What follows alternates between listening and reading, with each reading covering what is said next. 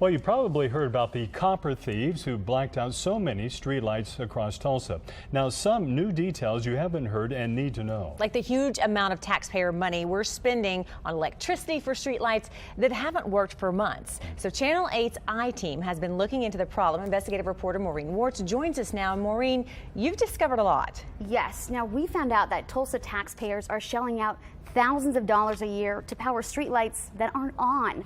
Now, as the city moves forward with an expensive plan to fix the lights, we wondered if Tulsa is doing enough to stop the thieves from striking again. It's how I've spent the past several weeks asking one question: why can't Tulsa keep the lights on?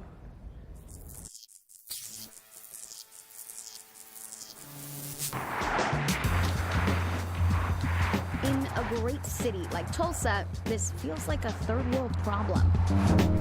A few patches of light surrounded by miles and miles of dark streets and highways. It's been that way so long, we just accept it.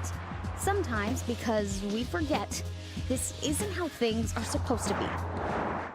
We go out back, like to walk the dog or something. It's dark. It's dark. I mean, Robert Schultz thought his neighborhood was just naturally dark, until he realized all of the lights are out on this stretch of the BA Expressway, and have been out since he moved here about a year ago. I mean, the moonlight is about the light we get. By now, the cause of it all is well known: an epidemic of copper theft along the highways. The crooks may not be geniuses, but they've managed to do a lot of damage, and the city has a hard time stopping them. But how did it get this bad? Like, why didn't we pay attention to this? Well, they've been paying attention. It's just a matter of catching them. I mean, the police have been looking for the people for a long time. Terry Ball says thieves have dismantled the entire highway lighting system. And not only is the city paying to fix all those disabled streetlights, we're also paying the same flat-rate electricity bill, as if all the lights were on. Last year, when 33 miles of copper wiring was stolen and roadways were in the dark, the city forked over $620,000 for highway lighting. It's a continual catch-up, trying to keep the lights up with just people coming in and trying to do stuff to them. The latest solution, having 2 city crews replace copper wiring with aluminum. Less of a target because it's worth a fraction of what copper brings. And they're slapping stickers on light poles in hopes thieves will say, why bother? But just this week, we found out that may not be enough. These guys, Robert McKibben and John James Nelson, were arrested for stealing the brand new aluminum wire that had been put in the poles just days ago. A potent signal in spite of Tulsa's renewed effort and the millions of dollars we're spending. The new solution may not be working. So what is? To find out, we turned to Salt Lake City, Utah, which fought its own battle with streetlight thieves and won. One of the biggest in our state's history of copper wire along I-15, about a mile-long stretch in North Salt Lake. Utah made the switch to aluminum, but went 2 steps further.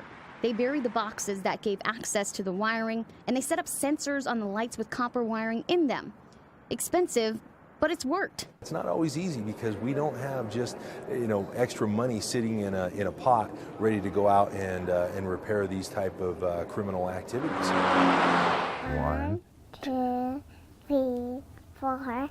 Back home in Tulsa, Robert Schultz is for anything that gets the lights on and keeps them on.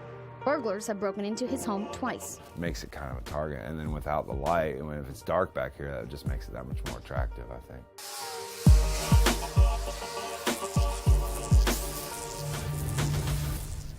That $600,000 we're spending on electricity includes all the streetlights that are on, but it's still a ton of money to pay for so many streetlights that are out. Switching to aluminum wiring will cost us another $3 million. That's great if crooks won't steal it, but just this week we saw that they will. So a lot of frustration all around and no guarantee that this ongoing repair program will keep the lights on. The good news so far, police have arrested 20 people for copper theft. In the Update Center, Maureen Wartz, Tulsa's Channel 8.